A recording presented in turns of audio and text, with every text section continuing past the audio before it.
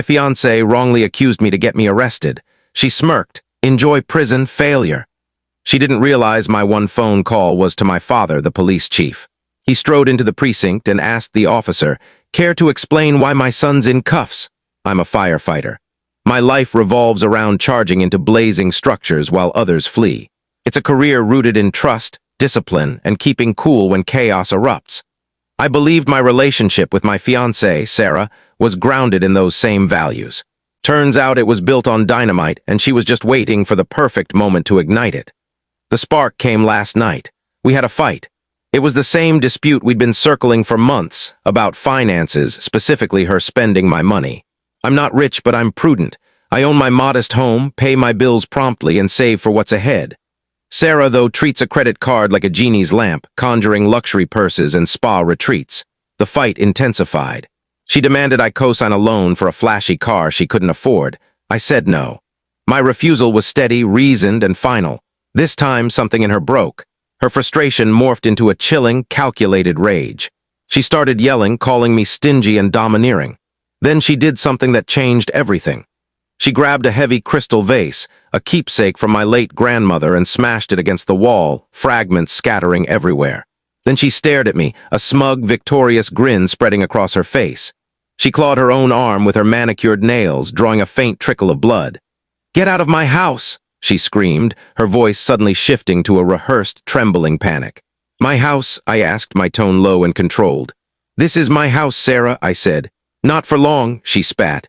Then she pulled out her phone and dialed 911. I stood there, stunned, as she delivered a tearful, award-worthy act to the dispatcher. She claimed I'd turned violent, thrown the vase at her, and that she feared for her safety. It was a lie so bold, so detached from reality, that I could barely process it. When the police arrived, 2 uniformed officers, they saw a sobbing, frantic woman with a scratch on her arm and a broken vase on the floor. They saw me, a man twice her size, standing in grim silence. In moments like these, procedure takes over. They don't see nuance, they see a potential danger. They separated us, took her statement, and then approached me. As they cuffed me, Sarah stepped onto the porch. Her tears had vanished, replaced by that same icy, triumphant smirk. She leaned close as the officer led me to the squad car and whispered, so only I could hear, "Enjoy prison, failure." I said nothing. I just met her gaze. I let her savor her moment. I let her think she'd won. At the station, they placed me in a stark, antiseptic processing room. They took my belt and shoelaces, read me my rights, and informed me I had one phone call. Sarah's entire scheme hinged on one arrogant assumption, that I was isolated, that I was just a humble firefighter with no influence, no connections, no one to turn to. She knew my father was a cop. She'd met him a few times. She assumed he was just some aging officer, maybe a desk clerk nearing retirement. She had no clue who he really was. My father and I have a complex relationship. My name is Mark Carter. I took my mother's maiden name at 18. I did it to carve my own path on my own terms. I didn't want to live under the weight of my father, the revered, formidable, and sometimes daunting police chief for the entire metropolitan region. I picked up the phone. I didn't call an attorney. I called my dad. The hour I spent in that holding cell felt endless. It was a cold, concrete room that reeked of bleach and despair. I wasn't afraid. I'm a firefighter. I've faced far worse. But I felt a deep sense of betrayal. Sarah hadn't just lied. She'd weaponized the very system my father had devoted his life to.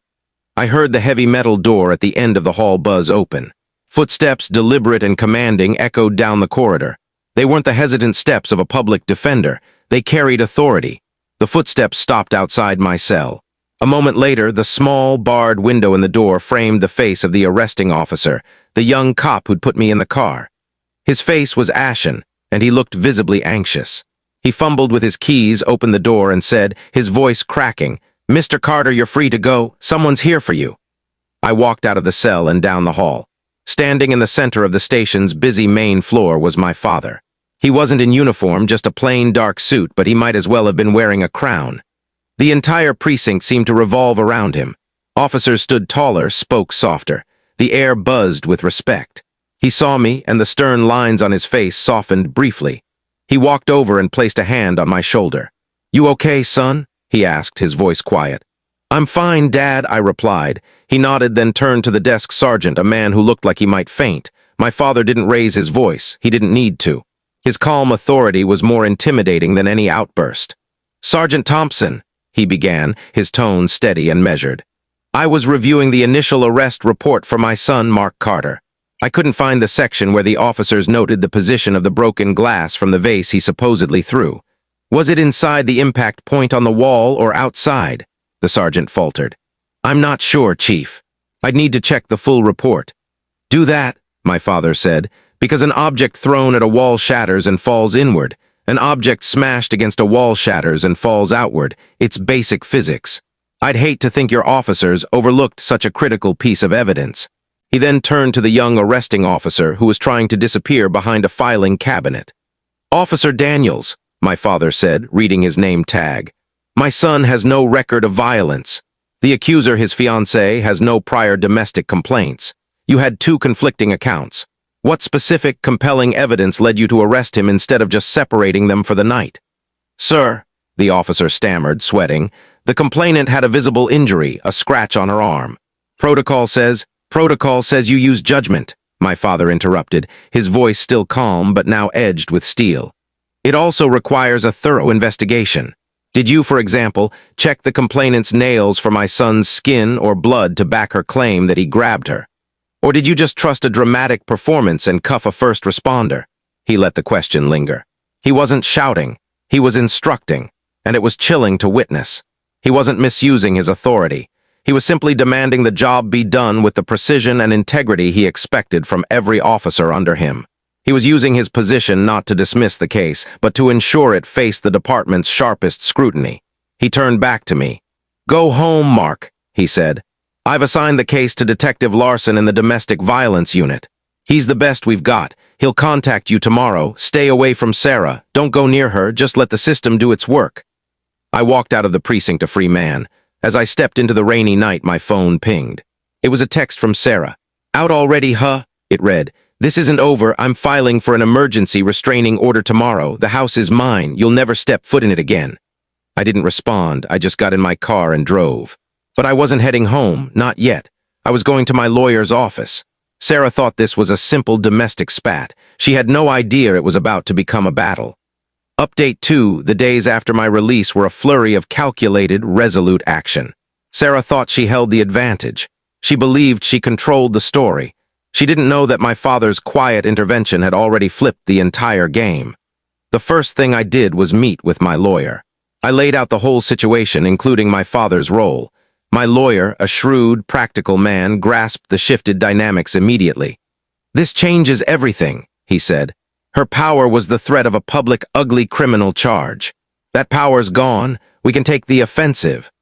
He promptly filed an emergency counterpetition in family court. We didn't just refute her claims, we accused her of malicious prosecution and abuse of process.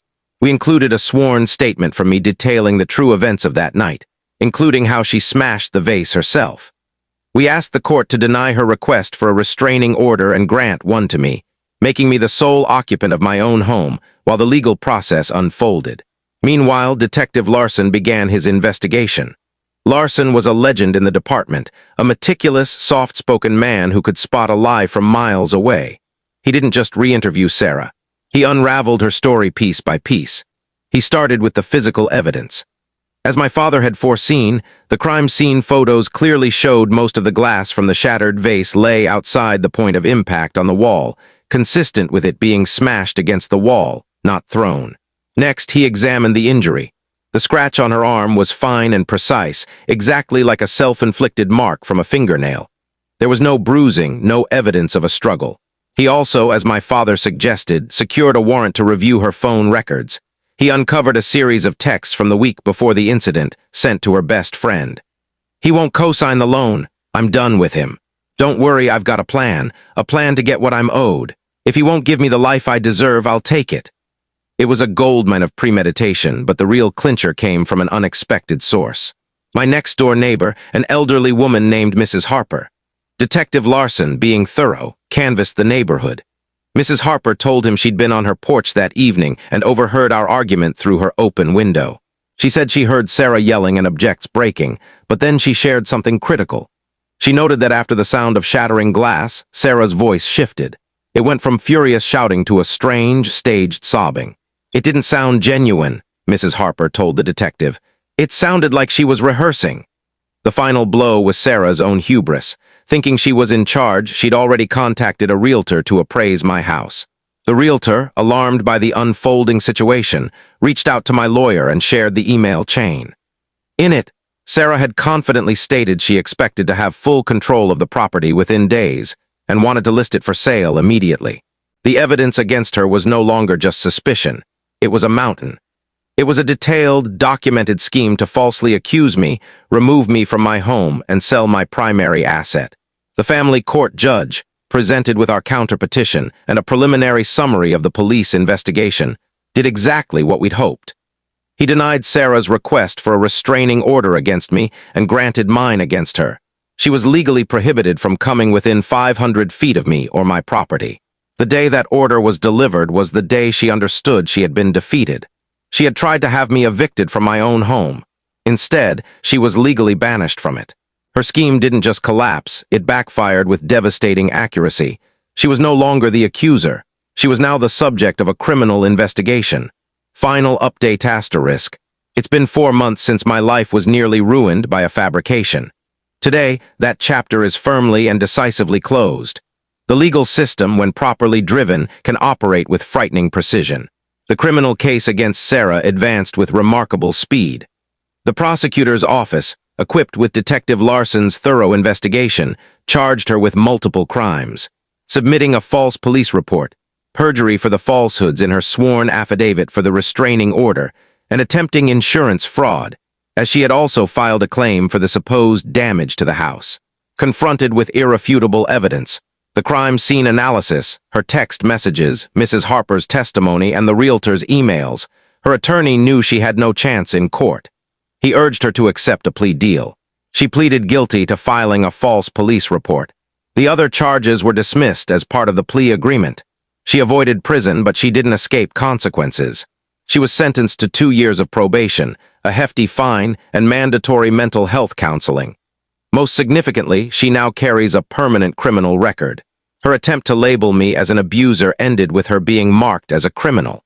The civil proceedings were even more gratifying. Our engagement was, naturally, over. I kept the ring as it was a conditional gift, and the condition of marriage was broken by her malicious actions. I sold it and used the proceeds to cover my legal expenses, but my lawyer wasn't finished. We filed a civil lawsuit against her for malicious prosecution, defamation, and emotional distress. We sued for the value of the vase she shattered. We sued for everything. Her attorney tried to resist, but it was futile.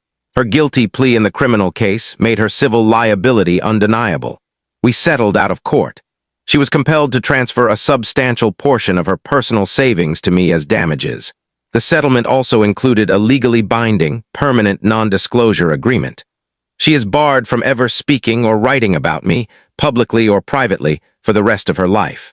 If she breaches it, the financial penalties are severe. I have legally erased myself from her past, present, and future. The last I heard, Sarah's life is in tatters. Her criminal record has made it nearly impossible for her to secure a decent job. Her friends, appalled by her actions, have distanced themselves. She is broke, disgraced, and isolated. She tried to seize my home, and in the end, she lost everything. As for me, I am recovering. The ordeal has left its marks, but it has also forged something stronger. My relationship with my father has been entirely transformed. The 5 years of foolish, prideful distance between us are gone, consumed by the heat of this crisis. We talk weekly now. We attend baseball games together. He comes over for dinner. He's my dad again. Sarah's plan was built on the assumption that I was vulnerable and alone. She was mistaken on both counts. My reserved nature is not weakness. It's the discipline of a man who knows when to act and when to wait. And I was never alone. I had family, a hidden strength she never anticipated. She smirked and told me to enjoy prison. But I'm the one who's free. Free from her lies, and free to build a new life on a foundation of truth. And she's the one now trapped in a prison of her own creation.